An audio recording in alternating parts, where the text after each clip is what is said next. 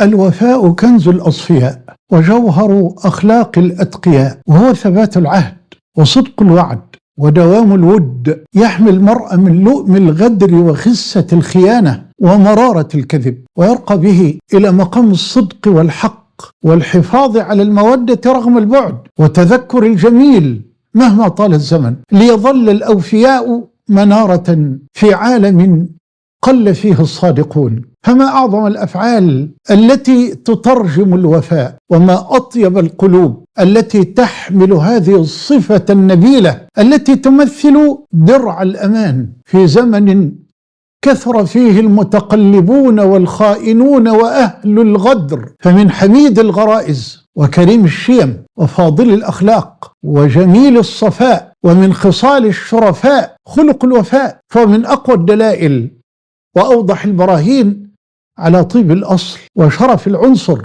ونفاسة المعدن. إن الوفاء على الكريم فريضة، واللؤم مقرون بذي الإخلاف، وترى الكريم لمن يعاشر منصفا، وترى اللئيم مجانب الإنصاف. فالوفاء ليس كلمة تقال بلسان فقط، ولكنه موقف يثبت بالفعل والجنان، وهو أجمل ما يزين القلوب وأثمن ما في الحياة. هو عملة نادرة لا يعرف قيمتها إلا المخلصون الصادقون. هو وعد لا ينكسر مهما تغيرت الأحوال، وهو الامتحان الصعب الذي ينجح فيه القليلون. فبالوفاء تبنى البيوت وتدوم العلاقات، وإذا ضاع الوفاء تنهدم البيوت وتختل الثقة ويظهر الفساد. ومن فقد الوفاء فقد أثمن ما في هذه الحياة بعد الإيمان بالله جل علاه.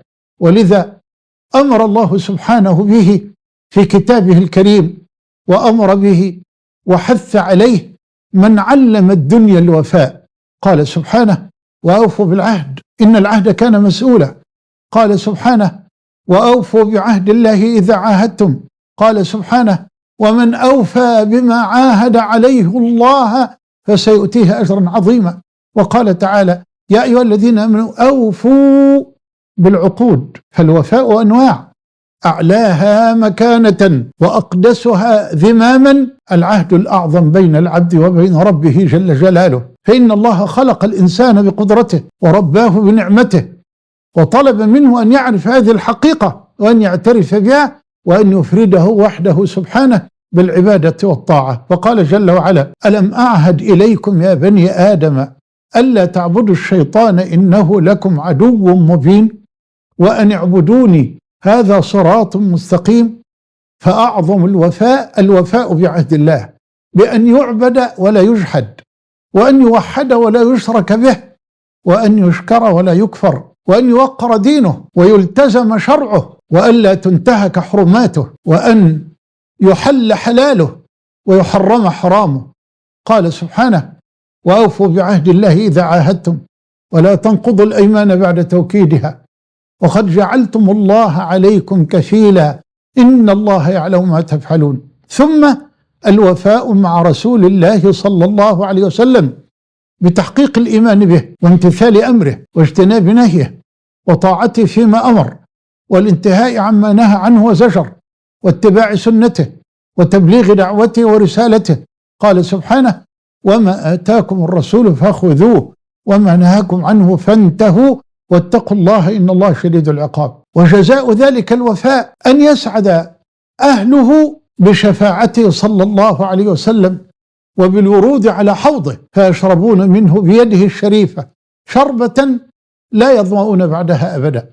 فعن سهل بن سعد رضي الله عنه أنه صلى الله عليه وسلم قال: أنا فرطكم على الحوض، من مر علي شرب ومن شرب لم يظمأ أبدا، لا يريدن علي أقوام أعرفهم ويعرفوني ثم يحال بيني وبينهم فأقول إنهم مني، فيقال إنك لا تدري ما أحدث بعدك، فأقول سحقا سحقا لمن غير بعدي. والحديث الصحيحين. ثم الوفاء مع الوالدين ببرهما والإحسان إليهما وخفض جناح الذل لهما. قال تعالى: وقضى ربك ألا تعبدوا إلا إياه وبالوالدين إحسانا إما يبلغن عندك الكبر أحدهما أو كلاهما فلا تقل لهما أف ولا تنهرهما وقل لهما قولا كريما واخفض لهما جناح الذل من الرحمة وقل رب ارحمهما كما ربياني صغيرا. ثم الوفاء بالوعود والأيمان والوفاء بأداء الأمانات ورد الودائع. قال تعالى: وأوفوا بعهد الله إذا عاهدتم ولا تنقضوا الأيمان بعد توكيدها وقد جعلتم الله عليكم كفيلا إن الله يعلم ما تفعلون. ثم الوفاء في الكيل والميزان. قال تعالى: وأوفوا الكيل والميزان بالقسط. ثم الوفاء بين الدول في المعاهدات والمواثيق المبرمة. وفي الحديث الذي رواه أحمد والترمذي بسند حسن من حديث عبد الله بن عمرو أنه صلى الله عليه وسلم قال مؤكدا على ضرورة الوفاء بأحلاف الجاهلية: أوفوا بحلف الجاهلية فإنه لا يزيده، أي الإسلام لا يزيده إلا شدة، ما دام هذا الحلف لا يقر باطلا ولا يقر ظلما. وظل تاريخ الإسلام منذ فجر عهده وعلى مر مراحله التاريخية صفحة بيضاء نقية لم يدنس في خيانة ولا غدر ولا نقض عهد بدون وجود ناقض من العدو. ثم الوفاء بين الزوجين، ففي الصحيحين من حديث عقبة بن عامر أنه صلى الله عليه وسلم قال: أحق الشروط أن توفوا به ما استحللتم به الفروج. ثم الوفاء في سداد الديون. روى البخاري وغيره عن أبي هريرة أنه صلى الله عليه وسلم قال: من أخذ أموال الناس يريد آداءها أدى الله عنه، ومن أخذ أموال الناس يريد إتلافها أتلفه الله عز وجل. وها هو سيد الأوفياء يعلمنا الوفاء حتى مع الأعداء. ففي الحديث الصحيح الذي رواه أحمد وغيره قال سليم بن عامر: كان بين معاوية رضي الله عنه وبين الروم عهد، وكان يسير نحو بلادهم حتى إذا انقضى العهد غزاهم، فجاء رجل على فرس وهو يقول: الله أكبر الله أكبر، وفاء لا غدر. فنظروا فإذا هو عمرو ابن عبسة، فأرسل إليه معاوية فسأله فقال له عمرو: سمعت رسول الله صلى الله عليه وسلم يقول: من كان بينه وبين قوم عهد فلا يحلن عهدا ولا يشدنه حتى يمضي أمده أو ينبذ إليهم على سواء. انظروا إلى العدل. فلما سمع معاوية حديث رسول الله من عمرو رجع رضي الله عنه. وما أروع قول حسان بن ثابت: هجوت محمدا فأجبت عنه وعند الله في ذاك الجزاء. هجوت محمدا برا حنيفا رسول الله شيمته الوفاء، فإن أبي ووالده وعرضي لعرض محمد منكم وقاء. وفي صحيح مسلم عن حذيفة رضي الله عنه أنه قال: ما منعني أن أشهد بدرا أنا وأبي حسين إلا أني خرجت فأخذنا كفار قريش أنا وأبي. قالوا: إنكم تريدون محمدا؟ فقلنا: لا، ما نريد إلا المدينة. قال: فأخذوا منا عهد الله وميثاقه لننصرفن إلى المدينة ولا نقاتل معه. قال: فأتينا رسول الله صلى الله عليه وسلم فأخبرناه الخبر، فقال: بأبي وأمي انصرفا، نفي للمشركين بعهدهم ونستعين الله عليهم. الله أكبر.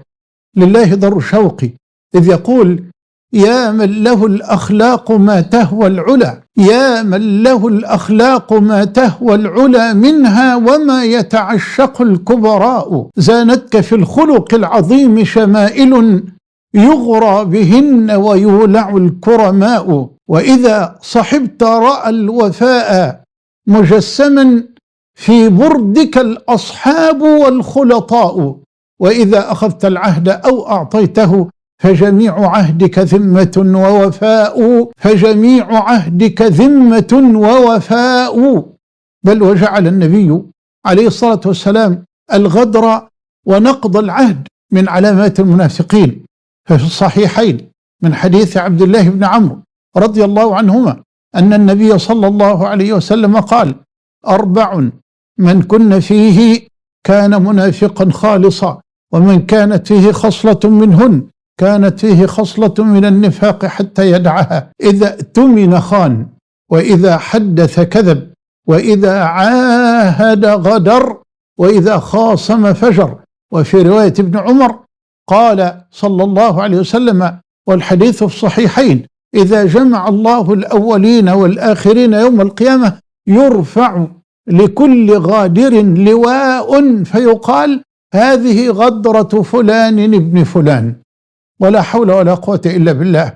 واسمحوا لي أن أذكر صورة من صور الوفاء الرائعة التي كانت من السيدة زينب بنت سيدنا رسول الله صلى الله عليه وسلم، تلك الزهرة اليانعة التي تربت على الوفاء في بيت الوفاء. حينما أسر زوجها أبو العاص ابن الربيع في معركة بدر وكان لازال على الشرك، فماذا صنعت؟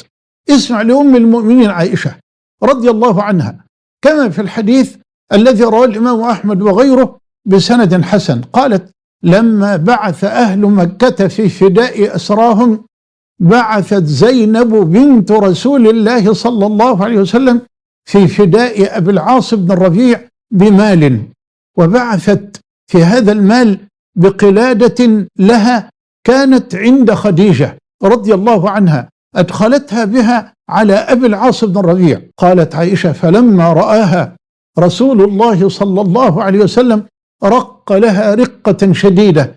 حين رأى قلادة خديجة رق لها رقة شديدة، وقال: بأبي وأمي وروحي لأصحابه: إن رأيتم أن تطلقوا لها أسيرها وأن تردوا عليها الذي لها. فقالوا: نعم نعم يا رسول الله. وكان رسول الله صلى الله عليه وسلم أخذ عليه الوعد أن يخلي سبيل زينب، وبعث رسول الله صلى الله عليه وسلم زيد بن حارثة ورجلا من الأنصار، فقال: كونا ببطن يأجج حتى تمر بكما زينب فتصحباها حتى تأتي بها. فرجع أبو العاص ابن الربيع إلى مكة فقال لزينب رضي الله عنها: تهيئي للهجرة يا زينب، هذا هو عهد الرجال، مع أنه لازال على شركه.